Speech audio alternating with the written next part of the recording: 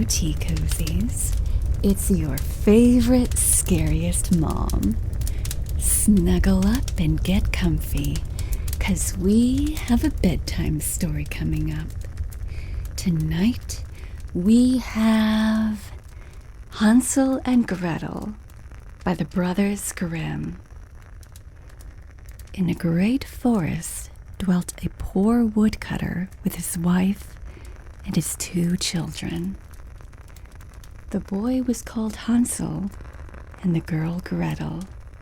He had little to bite and to break, and once, when great dearth fell on the land, he could no longer procure even daily bread. Now, when he thought over this by night in his bed, and tossed about in his anxiety, he groaned and said to his wife, "What is to become of us? How are we to feed our poor children when we no longer have anything even for ourselves?" "I'll tell you what, husband," answered the woman. "Early tomorrow morning, we will take the children out into the forest where it is the thickest. There we will light a fire for them and give each of them one more piece of bread. And then we will go to our work and leave them alone. They will not find the way home again, and we shall be rid of them." "No, wife," said the man, "I will not do that. How can I bear to leave my children alone in the forest? The wild animals would soon come and tear them to pieces." "Oh, you fool," said she. "Then we must all 4 die of hunger. You may as well plane the planks for our coffins." And then she left him no peace until he consented. "But I feel very sorry for the poor children, all the same," said the man. The 2 children had also not been able to sleep for hunger, and had heard what their stepmother had said to their father. Gretel wept bitter tears, and said to Hansel, "Now all is over with us." "Be quiet, Gretel," said Hansel.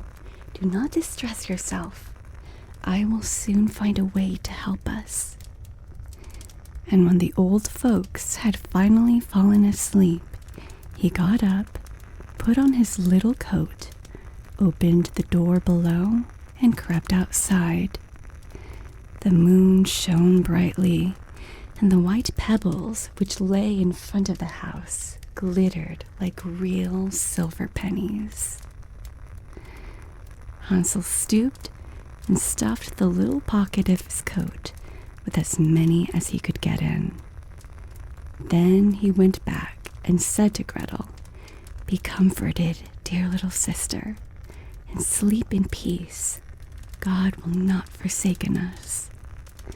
And he lay down again in his bed. When the day dawned, but before the sun had risen, the woman came and awoke the 2 children, saying, "Get up, you sluggards. We are going into the forest to fetch wood." She gave each a little piece of bread and said, "There is something for your dinner, but do not eat it up before then, for you will get nothing else." Gretel took the bread under her apron, as Hansel had the pebbles in his pocket. Then they all set out together on the way to the forest. When they had walked a short time, Hansel stood still and peeped back at the house, and did so again and again. His father said, "Hansel, what are you looking at there and staying behind for? Pay attention, and do not forget how to use your legs." "Ah, father," said Hansel, "I am looking at my little white cat, which is sitting up on the roof and wants to say goodbye to me." The wife said, "Fool, that is not your little cat, That is the morning sun which is shining on the chimneys.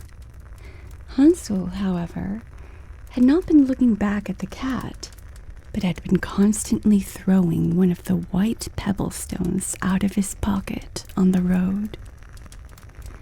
When they had reached the middle of the forest, the father said, "Now, children, pile up some wood, and I will light a fire that you may not be cold." Hansel and Gretel gathered brushwood together, as high as a little hill. The brushwood was lighted, and when the flames were burning very high, the woman said, "Now, children, lay yourselves down by the fire and rest. We will go into the forest and cut some wood. When we have done, we will come back and fetch you away." Hansel and Gretel sat by the fire, and when noon came, each ate a little piece of bread, and as they heard the strokes of the wood axe, they believed that their father was near. It was not the axe, however, but a branch which he had fastened to a withered tree which the wind was blowing backwards and forwards. And as they had been sitting such a long time, their eyes closed with fatigue, and they fell fast asleep. When at last they awoke, it was already dark night. Gretel began to cry and said, "How are we to get out of the forest now?" But Hansel comforted her and said, "Just wait a little until the moon has risen, and then we will soon find the way." And when the full moon had risen, Hansel took his little sister by the hand and followed the pebbles which shone like newly coined silver pieces, and showed them the way. They walked the whole night long, and by break of day came once more to their father's house. They knocked at the door, and when the woman opened it and saw that it was Hansel and Gretel, she said, "You naughty children, why have you slept so long in the forest? We thought you were never coming back at all." The father, however, rejoiced, for it had cut him to the heart to leave them behind alone. Not long afterwards, there was once more great dearth throughout the land, and the children heard their mother saying at night to their father, "Everything is eaten again. We have 1/2 loaf left, and that is the end. The children must go. We will take them farther into the wood so that they will not find their way out again. There is no other means of saving ourselves." The man's heart was heavy, and he thought, "It would be better for you to share the last mouthful with your children." The woman, however, would listen to nothing that he had to say, but scolded and reproached him. He who says A must say B likewise, and as he had yielded the first time, he had to do so a second time also. The children, however, were still awake and had heard the conversation. When the old folks were asleep, Hansel again got up and wanted to go out and pick up pebbles as he had done before. But the woman had locked the door, and Hansel could not get out. Nevertheless, he comforted his sister and said, "Do not cry, Gretel. Go to sleep quietly. The good God will help us." Early in the morning came the woman and took the children out of their beds. Their piece of bread was given to them, but it was still smaller than the time before.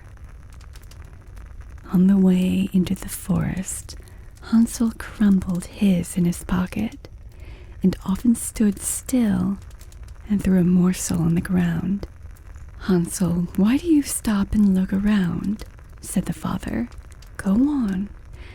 "I am looking back at my little pigeon which is sitting on the roof and wants to say goodbye to me," answered Hansel.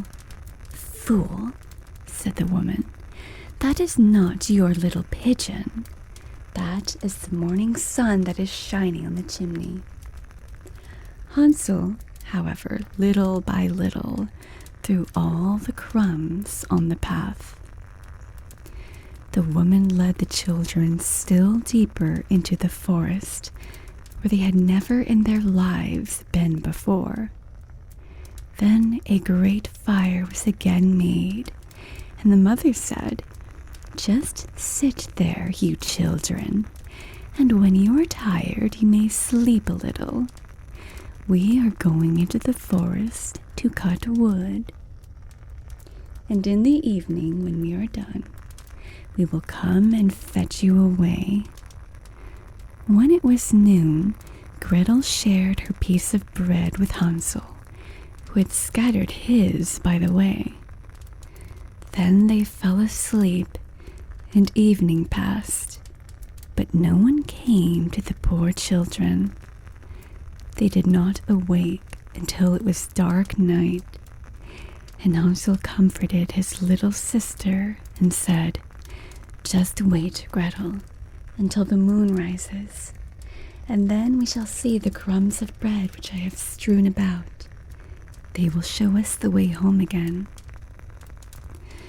When the moon came, they set out, but they found no crumbs, for the many thousands of birds which fly about in the woods and fields had picked them all up.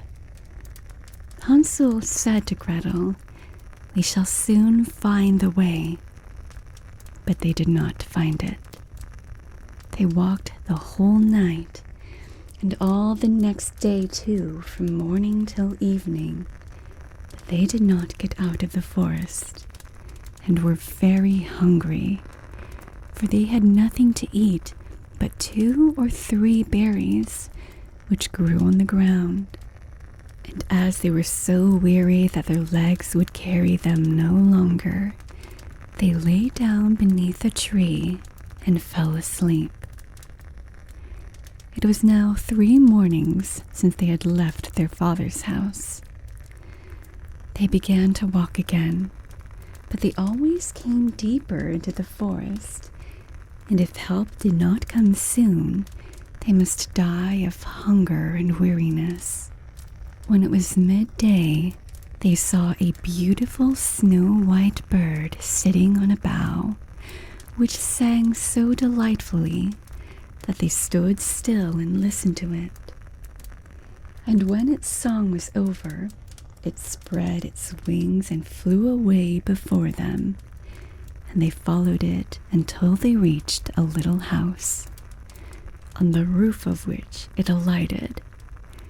And when they approached the little house, they saw that it was built of bread and covered with cakes, but that the windows were of clear sugar. "We will set to work on that," said Hansel, "and have a good meal. I will eat a bit of the roof, and you, Gretel, can eat some of the window. It will taste sweet." Hansel reached above and broke off a little of the roof to try how it tasted, and Gretel leant against the window and nibbled at the panes. Then a soft voice cried from the parlor, "Nibble, nibble, gnaw. Who is nibbling at my little house?" The children answered, the wind, the heaven-born wind," and went on eating without disturbing themselves. Hansel, who liked the taste of the roof, tore down a great piece of it, and Gretel pushed out the whole of one round window pane, sat down, and enjoyed herself with it. Suddenly the door opened, and a woman as old as the hills, who supported herself on crutches, came creeping out. Hansel and Gretel were so terribly frightened that they let fall what they had in their hands. The old woman, however, nodded her head and said, "Oh, you dear children, who has brought you here? Do come in and stay with me. No harm shall happen to you."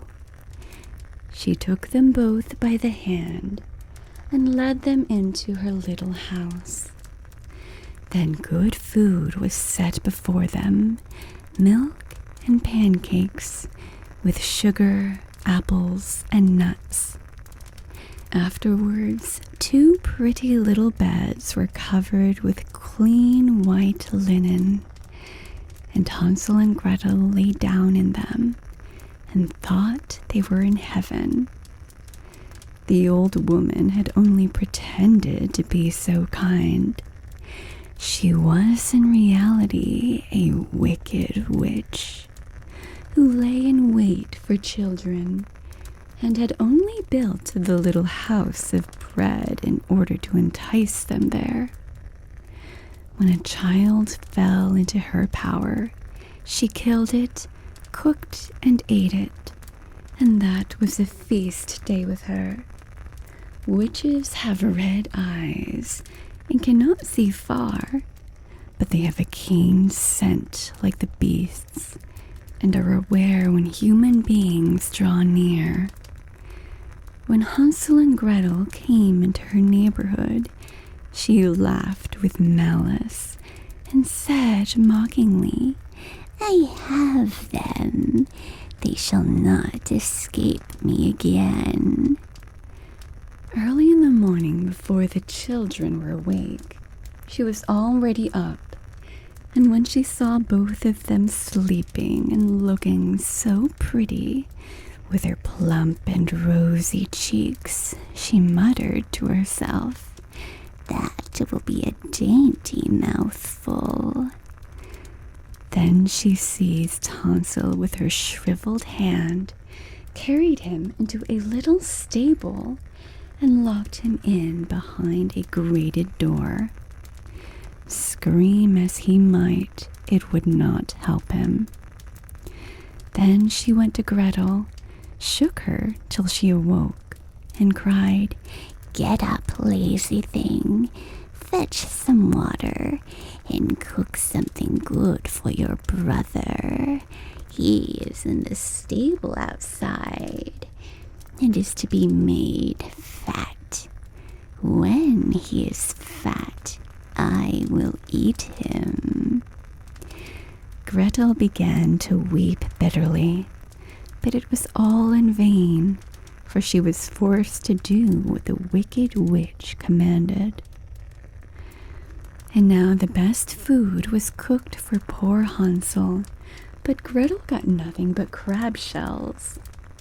Every morning the woman crept to the little stable and cried, "Hansel, stretch out your finger that I may feel if you will soon be fat." Hansel, however, stretched out a little bone to her, and the old woman, who had dim eyes, could not see it, and thought it was Hansel's finger, and was astonished that there was no way of fattening him. When 4 weeks had gone by, and Hansel still remained thin, she was seized with impatience and would not wait any longer. "Now then, Gretel," she cried to the girl, "stir yourself and bring some water. Let Hansel be fat or lean. Tomorrow I will kill him and cook him." Ah, how the poor little sister did lament when she had to fetch the water, and how her tears did flow down her cheeks, Dear God, do help us, she cried. If the wild beasts in the forest had but devoured us, we should at any rate have died together. Just keep your noise to yourself, said the old woman. It won't help you at all. Early in the morning, Gretel had to go out and hang up the cauldron with the water and light the fire. We will bake first, said the old woman. I have already heated the oven and kneaded the dough.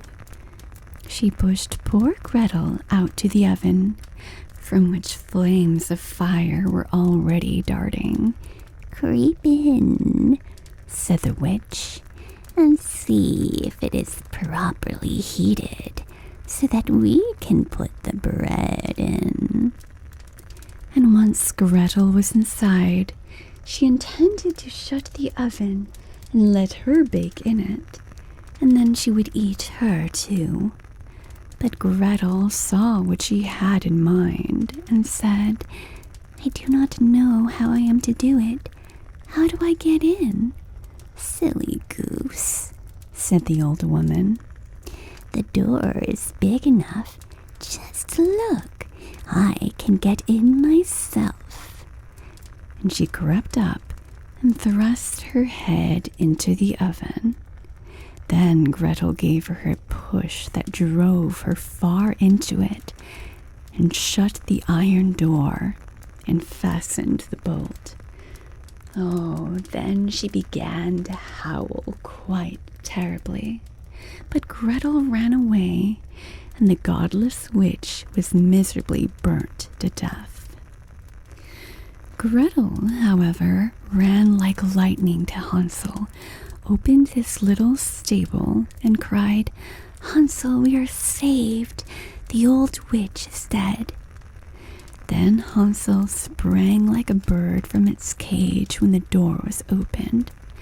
How they did rejoice and embrace each other, and dance about and kiss each other. And as they had no longer any need to fear her, they went into the witch's house, and in every corner there stood chests full of pearls and jewels. These are far better than pebbles, said Hansel, and thrust into his pockets whatever could be got in. And Gretel said, I too will take something home with me, and filled her pinafore full. But now we must be off, said Hansel, that we may get out of the witch's forest. When they had walked for 2 hours, they came to a great stretch of water. We cannot cross, said Hansel. I see no footplank and no bridge. And there is also no ferry, answered Gretel, but a white duck is swimming there. If I ask her, she will help us over. Then she cried, little duck, dost thou see? Hansel and Gretel are waiting for thee. There's never a plank or bridge in sight. Take us across on thy back so white. The duck came to them, and Hansel seated himself on its back and told his sister to sit by them. No, replied Gretel, that will be too heavy for the little duck.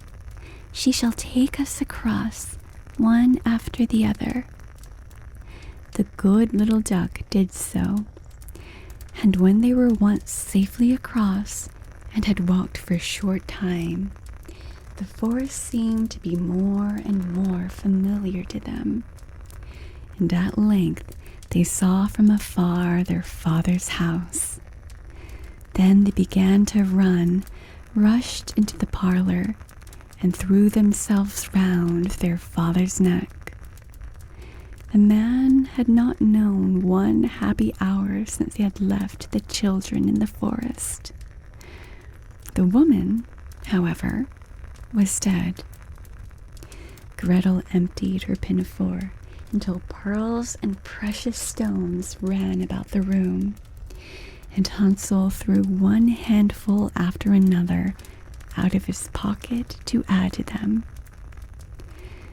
Then all anxiety was at an end, and they lived together in perfect happiness.